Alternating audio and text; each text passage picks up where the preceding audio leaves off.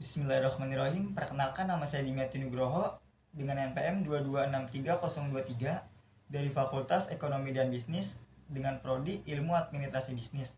Di sini saya akan mempresentasikan tugas Project Based Learning dengan tema inovasi pada sahabat pancing 88. Di sini ada lokasi usaha. Lokasi usaha dari perusahaan yang kami teliti berletak di Jalan Akasia Hijau, Blok D6, Durekosambi, Cengkaring, Jakarta Barat. Untuk jenis usaha dari perusahaan yang kami teliti ini bergerak di bidang perdagangan alat pancing. Dan untuk lama usaha dari perusahaan yang kami teliti ini sudah berjalan kurang lebih 5 tahun dari 2019 hingga saat ini dan sudah berjalan dengan cukup baik. Pemilik atau owner dari perusahaan yang kami teliti ini bernama Bapak Renaldi Sam. Produk yang dijual oleh perusahaan yang kami teliti ini adalah barang-barang yang bersangkutan dengan alat-alat pancing seperti rolan pancing, joran pancing, senar pancing, dan masih banyak produk lainnya. Untuk situasi objek bisnis ini yang pertama adalah manajemen inventaris. Manajemen inventaris itu adalah seseorang yang mencatat jumlah stok produk di gudang saat jumlah stok produk di gudang menipis. Yang kedua adalah proses pesanan produk di marketplace yang cukup mudah. Karena seorang pelanggan dapat memilih produk dan masukkan ke keranjang belanja. Setelah checkout, pelanggan dapat memilih metode pembayaran seperti COD, transfer bank, hingga e-wallet. Setelah pembayaran selesai, sistem akan mengkonfirmasi pesanan. Yang ketiga adalah pengelolaan pengiriman. Setelah proses pesanan dikonfirmasi dan cetak resi oleh bagian admin, lalu diberikan kepada bagian packing untuk di-packing dan disiapkan untuk pengiriman. Setelah itu kurir mengambil paket lalu mengantarkan ke alamat tujuan. Yang keempat adalah layanan pelanggan. Ketika ada pelanggan mengalami masalah dengan pesanan lalu menghubungi toko, kami akan membantu pelanggan untuk menyelesaikan masalah. Seperti komplain ke ekspedisi jika barang telat sampai tujuan, melakukan pengembalian barang jika salah kirim barang, atau penggantian barang yang rusak jika ada video unboxingnya. Yang terakhir adalah promosi dan pemasaran.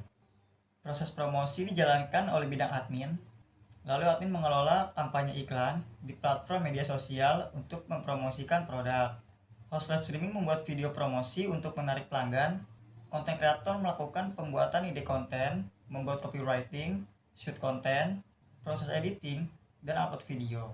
Dan untuk situasi dari perusahaan ini adalah dia hanya menjual produk secara online. Manfaat bagi konsumen adalah bisa memenuhi kebutuhan konsumen walaupun tidak memiliki waktu luang yang banyak, karena hanya dengan smartphone saja sudah bisa memiliki produk atau barang yang dijual oleh sahabat pancing 88 ini. Selanjutnya ada tantangan mengimplementasikan ide menjadi inovasi. Itu terbagi menjadi dua. Yang pertama adalah tantangan eksternal dan tantangan internal. Dan untuk tantangan internal itu sendiri, yang pertama adalah dalam mengelola pengiriman yang efisien dan cepat. Solusinya adalah dengan membangun jaringan logistik yang kuat dan menggunakan teknologi pelacakan waktu nyata. Yang kedua adalah ekspektasi pelanggan yang tinggi terhadap pengalaman belanja online. Solusinya adalah mendengarkan masukan pelanggan di kolom komentar marketplace untuk mendorong perbaikan lebih lanjut. Yang ketiga adalah persaingan di platform besar e-commerce lainnya. Solusinya adalah ciptakan nilai menarik, termasuk produk dengan kualitas terbaik dan pelayanan pada pelanggan yang nomor satu. Selanjutnya adalah dari tantangan internal itu sendiri. Yang pertama adalah keterbatasan pada ruang penyimpanan. Solusinya adalah dengan cara mengoptimalkan tata letak gudang menggunakan rak vertikal dan penyimpanan berjenjang untuk memaksimalkan ruang penyimpanan. Yang kedua adalah keterbatasan ruang penyimpanan juga dapat memperlambat proses penyimpanan dan pengiriman barang. Solusinya adalah menerapkan sistem pick and pack yang lebih efisien, seperti pengambilan barang 2 kali pick up dengan orderan awal terlebih dahulu guna untuk menghemat waktu dan mengoptimalkan pengembalian. Selanjutnya adalah merumuskan strategi inovasi. Yang pertama adalah mengidentifikasi peluang untuk inovasi. Gunakan feedback dari pelanggan untuk mengidentifikasi produk untuk perbaikan dan inovasi.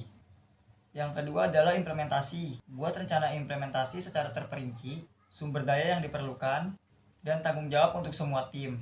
Yang ketiga adalah strategi konten dan pemasaran digital. Meningkatkan kesadaran dan daya tarik merek melalui konten berkualitas tinggi dan kampanye pemasaran digital yang efektif. Selanjutnya ada langkah-langkah inovasi. Yang pertama adalah riset pasar dan mengidentifikasi kebutuhan pelanggan. Melakukan survei dan wawancara dengan pemancing untuk memahami kebutuhan, tantangan, dan keinginan mereka. Yang kedua adalah melakukan kerjasama kepada tempat pemancing yang biasa mengadakan event untuk melakukan promosi produk secara offline dan membuat bundle produk khusus perlengkapan mancing di suatu pemancingan tersebut. Selanjutnya direspon pelaku objek bisnis. Hasil wawancara kami dengan Bapak Renaldi Sam disambut dengan sangat baik. terhadap inovasi, masukan, dan saran yang kami berikan, yang langsung diimplementasikan saat kami menyampaikan inovasi baru kepada Bapak Renaldisam dengan riset pelanggan secara langsung dan melakukan kerjasama pada tempat pemancingan yang langsung dilaksanakan pada minggu setelah kami berikan masukan kepada Bapak Renaldisam. Bapak Renaldisam bersama tim kreator langsung membawa beberapa produk alat pancing yang akan dijual secara offline ke tempat pemancingan serta ingin memperkenalkan beberapa merek produk pancing yang dijualkan secara online. Kesimpulannya adalah membuka usaha dengan sungguh-sungguh dan penuh keyakinan bahwa suatu usaha tersebut akan terus berkembang. Itu juga membutuhkan sebuah proses pembelajaran bisnis yang telah mereka lalui. Karena dari proses itulah kita bisa mengambil hikmah dari perusahaan yang dijalankan, sehingga perusahaan dapat berjalan lebih baik dan lancar. Dan tentu saja, itu mungkin jika Anda memiliki dorongan dan dorongan, kita juga harus bersedia menerima resiko yang kita hadapi dalam bisnis yang kita jalani. Hal ini dikarenakan proyek bisnis tidak selalu berjalan dengan lancar dan mulus. Selalu ada tantangan dan hambatan. Di sisi lain, kita juga harus mampu menggali peluang yang ada, dan jika ingin menjalankan bisnis, jangan pernah menyerah. Harus selalu belajar dari kesalahan. Sebelumnya untuk evaluasi ke depannya agar menjadi pebisnis dan pengusaha besar, bahkan menjadi sukses.